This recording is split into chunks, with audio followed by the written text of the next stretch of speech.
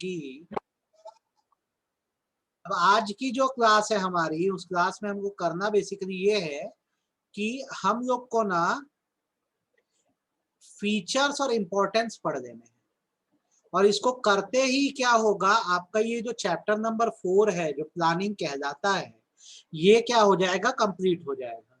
फिर मैं आपको इसका रिकॉर्डेड वीडियो जो है अभी अपनी 3 क्लास का वो भेज दूंगा, आप लोग देख लेना, नोट्स दे दूंगा, नोट से पढ़ देना। बस इतना ही अपना काम है, ये हमको करना है। ठीक है, तो चलिए बिना देरी करे स्टार्ट करते हैं। सबसे पहले हम ये पढ़ देते हैं आज कि प्लानिंग जो है उसके फीचर्स क्या क्या है। ठीक है, बहुत ध्यान से सुनना, एक एक फीचर आपको मैं अच्छे से समझा रहा हूं। यहाँ पे हेडिंग लिखेंगे अपन, फीचर्स ऑफ प्लानिंग। हम प्लानिंग के फीचर्स पढ़ रहे हैं। ठीक है, और क्या क्या फीचर्स हैं आपको मैं बता रहा हूं, हर एक फीचर से एग्जाम में आता है शॉर्ट नोट। तो अब ध्यान से सुनो, अच्छे से समझो। फीचर नंबर 1 प्लानिंग का जो है वो ये है कि planning contributes to objective. Planning contributes to objective. बेटा फीचर को ही एग्जाम में नेचर बोल के ही पूछ सकता है और इसी को कैरेक्टरिस्टिक भी बोल सकता है। ध्यान रखना कि बताइए फीचर, नेचर या कैरेक्टरिस्टिक क्या है प्लानिंग का। तो आपका ये आंसर होगा सबसे पहला, planning contributes to objective. Planning contributes to objective. Normally आप ये समझो, जब आप प्लानिंग की शुरुआत करते हो, आप जब प्लानिंग स्टार्ट करते हो तो सबसे पहला काम आपका उसमें क्या होता है, सबसे पहला काम ही होता है सेटिंग ऑफ ऑब्जेक्टिव। आप प्लानिंग क्यों कर रहे हो, ताकि आप ऑब्जेक्टिव अचीव कर सको। तो जब आपका ऑब्जेक्टिव सेट होगा उसके बाद ही आप क्या कर सकते हो, स्ट्रेटजी बना सकते हो, आप पॉलिसी डिसाइड कर सकते हो, आप प्रोसीजर बना सकते हो।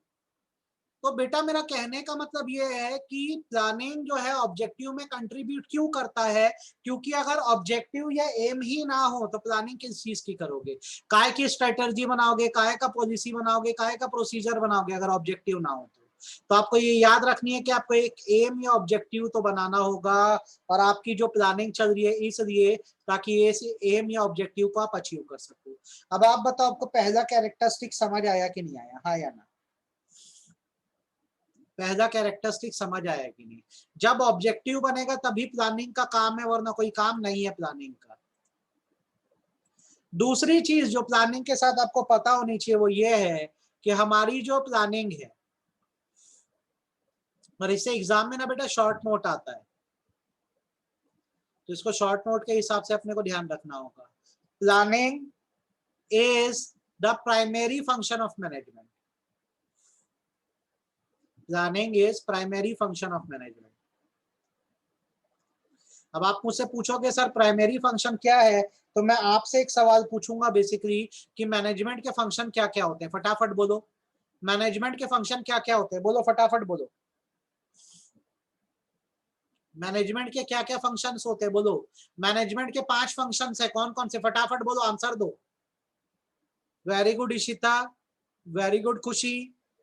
Planning, organising, staffing, directing, controlling. Short में इसको पोस्ट बोलते हैं, ये मैंने आपको कई बार पढ़ाया और बताया है यार। तो अब प्लानिंग प्राइमरी फंक्शन क्यों है, क्योंकि सबसे पहला फंक्शन ही प्लानिंग है, फर्स्ट फंक्शन है, इसलिए इसको प्राइमरी फंक्शन बोलते हैं। आप इस बात को सोचो और खुद समझो, अगर आपने प्लानिंग नहीं करी है तो क्या आप ऑर्गेनाइजिंग कर पाओगे, क्या आप स्टाफिंग कर पाओगे, क्या आप डायरेक्टिंग कर पाओगे, क्या आप कंट्रोलिंग कर पाओगे, जवाब है नहीं। तो प्लानिंग को प्राइमरी फंक्शन इसलिए बोलते हैं क्योंकि ये पहला फंक्शन है, जब तक प्लानिंग ना हो आप आगे के फंक्शंस को पूरा नहीं कर सकते। आज आपको एक ऑर्गेनाइजेशन में वर्क कराना है तो जब तक प्लान नहीं होगा वर्क कैसे कराओगे। आज मैं एक स्कूल की बात करता हूँ भाई, सारी बातें एक तरफ, टाइम टेबल एक तरफ। जब तक टाइम टेबल प्लान नहीं होगा तब तक कोई भी क्लास स्टार्ट हो सकती है क्या, या क्लासेस स्टार्ट हो सकती है क्या, जवाब है नहीं। तो आप ये ध्यान रखिए, प्लानिंग एक प्राइमरी फंक्शन है। जब तक प्लानिंग नहीं होगी बाकी कोई भी फंक्शन कैरी नहीं होगा। आप बताओ मेरी बात समझ आई कि नहीं, हाँ या ना? बात क्लियर है कि नहीं, हाँ या ना? फटाफट बोलो। प्लानिंग सबसे पहला फंक्शन है, जब तक प्लानिंग ना हो कोई दूसरे फंक्शन की उम्मीद भी नहीं कर सकते आप। तो सीखो, प्लानिंग का पहला फीचर क्या है? ये ऑब्जेक्टिव अचीव करने में मदद करता है, क्योंकि प्लानिंग की शुरुआत ही ऑब्जेक्टिव अचीव करने से होती है। दूसरी बात, प्लानिंग एक प्राइमरी फंक्शन है, फर्स्ट फंक्शन है। जब तक प्लानिंग नहीं होगी बाकी और कोई चीज आप नहीं कर सकते। तीसरी बात, प्लानिंग एक परवेसिव फंक्शन है। परवेसिव होने का मतलब होता है एप्लीकेबल एवरीवेयर, एप्लीकेबल एवरीवेयर। यार अगर मैं बात करूं एक ऑर्गेनाइजेशन की, तो ऑर्गेनाइजेशन में जैसे मैं बोलता हूँ 3 लेवल है, टॉप लेवल है, मिडिल लेवल है और लोअर लेवल है। तो प्लानिंग तो सभी को करना है ना, प्लानिंग टॉप लेवल को भी करना है, प्लानिंग मिडिल लेवल को भी करना है, प्लानिंग लोअर लेवल को भी करना है।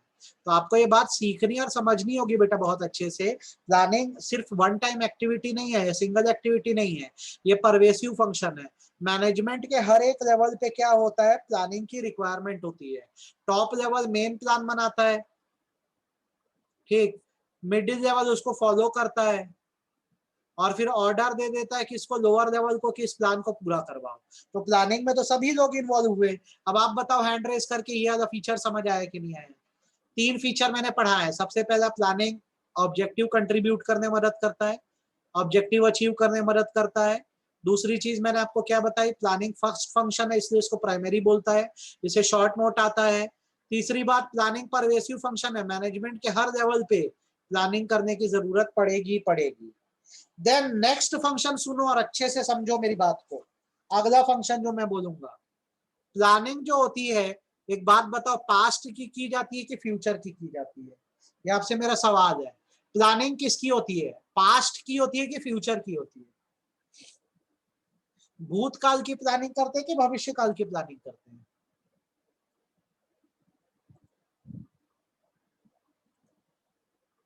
तो इससे आपको क्या समझना है, planning is futuristic oblique forward looking. Planning में हमेशा आगे की सोची जाती है, कभी पास्ट की प्लानिंग नहीं होती। प्लानिंग में आप एस्टीमेट लगाते हो, हमेशा याद रखना। प्लानिंग में आप प्रेडिक्शन करते हो कि आगे जाके कैसे होगा।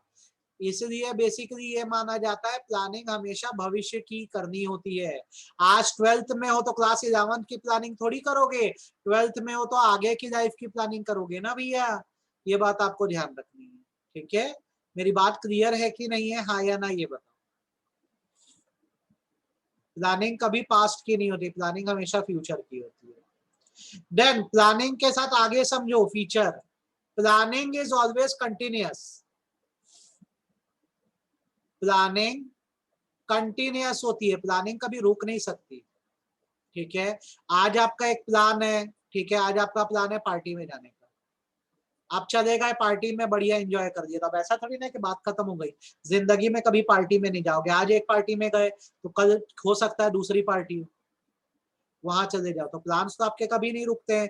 आज आपने 12th की पढ़ाई कर दी, उसके लिए सारा प्लान था, 12th पास कर लोगे तो किसी और चीज की प्लानिंग करोगे। तो इंसान प्लान करना कभी नहीं सोचता। आप भी बैठे बैठे अभी भी कुछ प्लान कर रहे होगे, हर दम आदमी कुछ ना कुछ प्लान करता रहता है, इंसान की फितरत ऐसी है।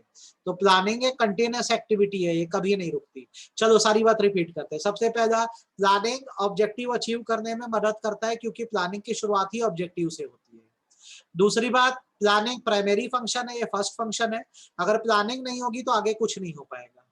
प्लानिंग एक परवेसिव एक्टिविटी है, मैनेजमेंट का कोई भी लेवल हो, टॉप हो, मिडिल हो, लोअर हो, सबको प्लानिंग करनी होती है।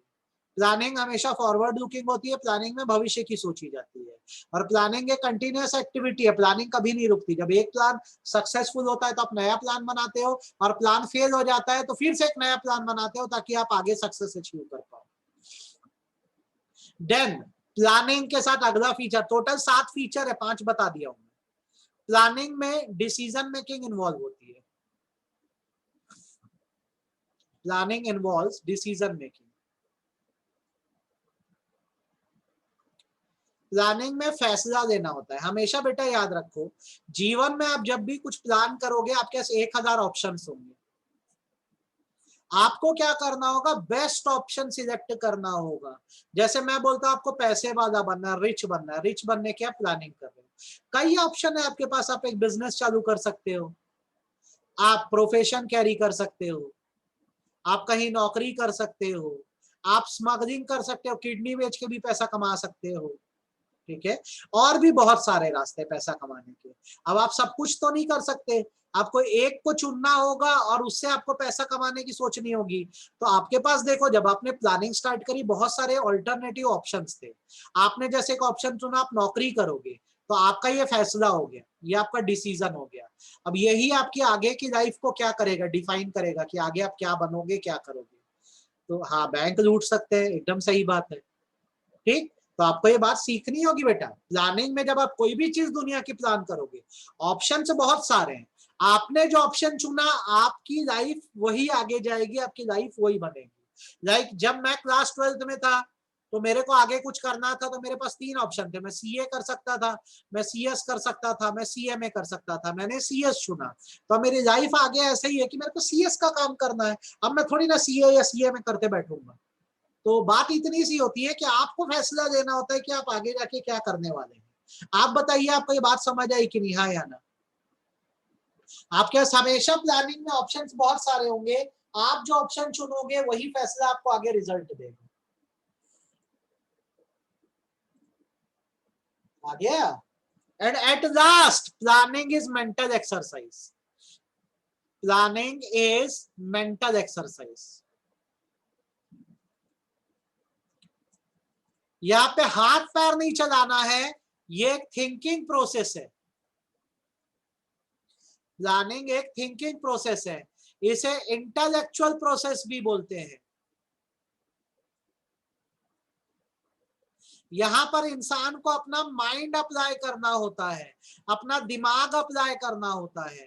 तो प्लानिंग आप हमेशा ध्यान रखिए एक मेंटल एक्सरसाइज है। यहाँ पे हाथ पैर नहीं चलाना है, केवल सोचना है। सोचते रहोगे वही प्लानिंग कहलाएगा। तो ये बात याद रखिए कि ये एक तरह की क्या है, मेंटल एक्सरसाइज है। तो अब आप इतना पढ़ेंगे तो आपके प्लानिंग के क्या हुए, पूरे फीचर्स खत्म हो गए। अब मैं जो बोलूंगा मेरी बात को थोड़ा ध्यान से सुनना। आपको इसे 2 प्रकार के क्वेश्चन आएंगे। एक तो क्वेश्चन आएगा explain the features of planning, एक तो क्वेश्चन आएगा explain the features of planning. Planning के फीचर एक्सप्लेन करो। ये क्वेश्चन एग्जाम में आएगा, बोर्ड में तो 6 नंबर का आएगा। या तो आपको आएगा एग्जाम में शॉर्ट नोट। शॉर्ट नोट आपको 3 नंबर में भी आ सकते हैं, 4 नंबर में भी आ सकते हैं। और इसमें आपसे पूछेगा, शॉर्ट नोट अक्सर प्राइमरी फंक्शन के ऊपर पूछता है, कंटिन्यूअस है इस पर पूछता है, मेंटल एक्सरसाइज पे पूछता है।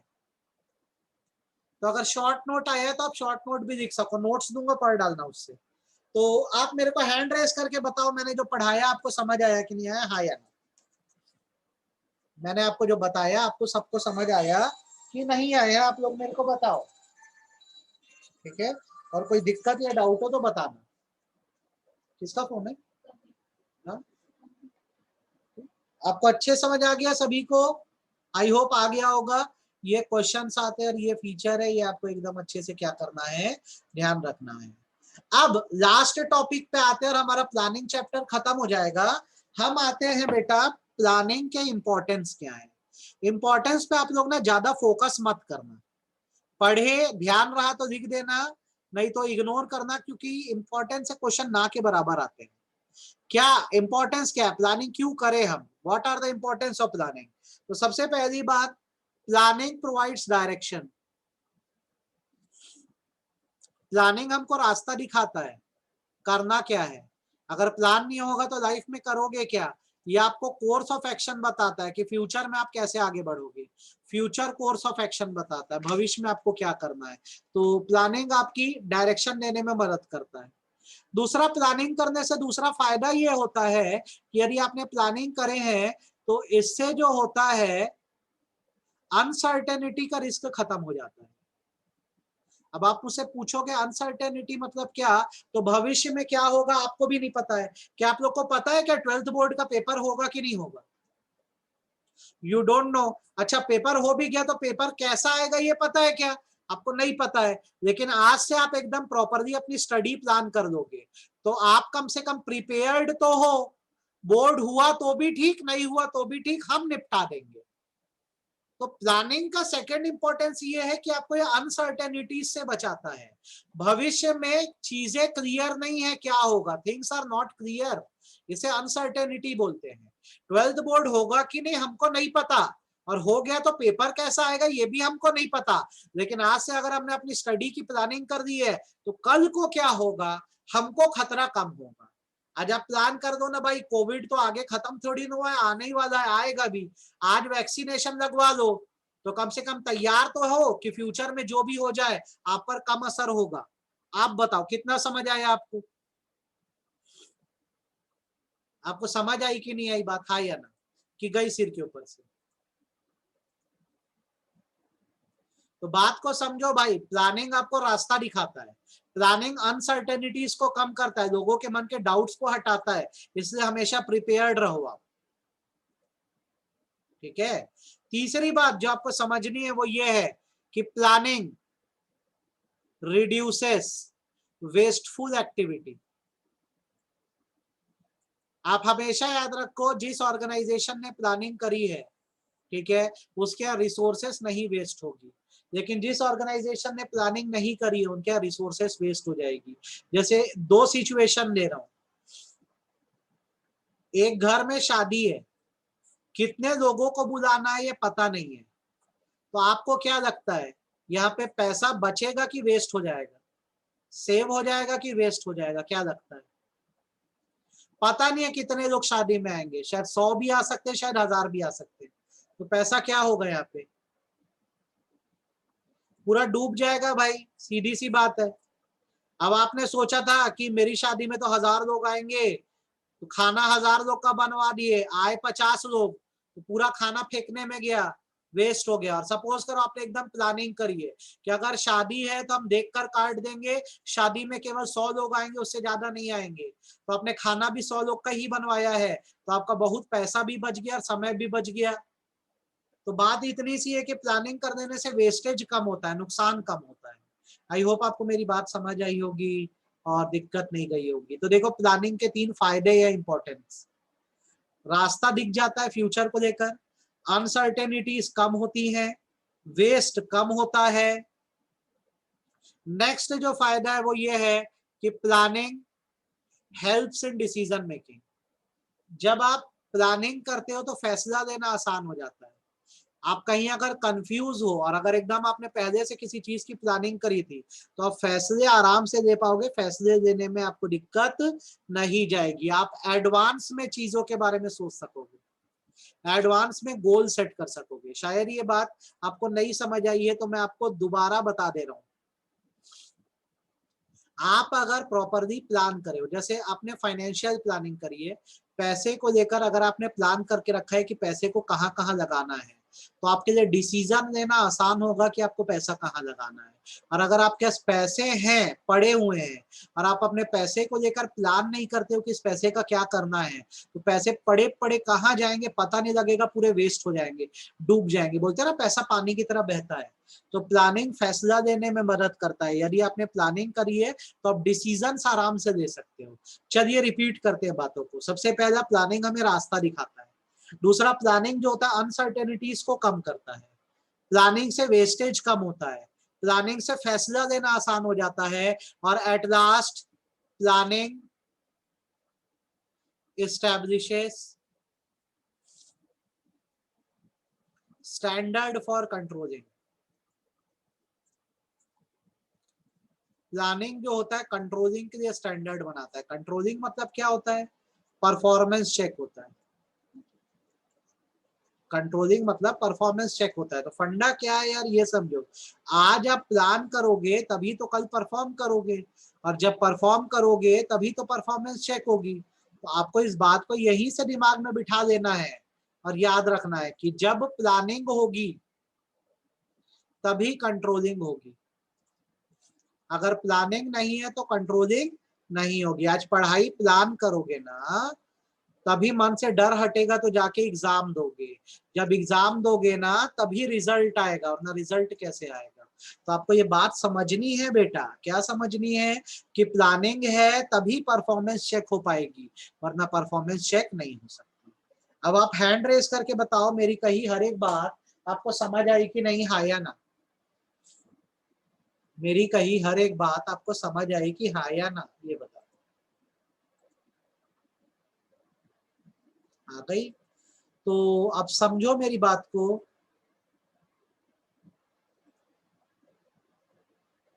कहाँ गया है? आपका प्लानिंग चैप्टर मेरी तरफ से फुल कंप्लीट है। इतना अपने को पढ़ना है प्लानिंग में। कल अपन इसके क्वेश्चन बनवाएंगे क्लास में। कल इसके क्वेश्चंस बना के देखेंगे, मैं खुद सॉल्व करूंगा आपके साथ साथ। आपको नहीं मेहनत करनी है, मैं खुद भी सॉल्व करूंगा। कल इसके क्वेश्चन बनाएंगे। इतने टॉपिक्स है प्लानिंग में जो अपने को करने हैं। आप लोग को मैं आज का, कल का, परसों का वीडियो भेज दूंगा। आप ना कल प्रिपेयर्ड होके आना, तो हम लोग क्लास में खूब सारे क्वेश्चन बनाएंगे। वेटेज देख लो एग्जाम में 6 से 10 नंबर का। परसों से हम लोग ऑर्गेनाइजिंग चालू कर देंगे। कल इसके क्वेश्चन बनाएंगे और परसों चैप्टर 5 ऑर्गेनाइजिंग चालू कर देंगे। किसी को कोई दिक्कत इसमें, कोई समस्या?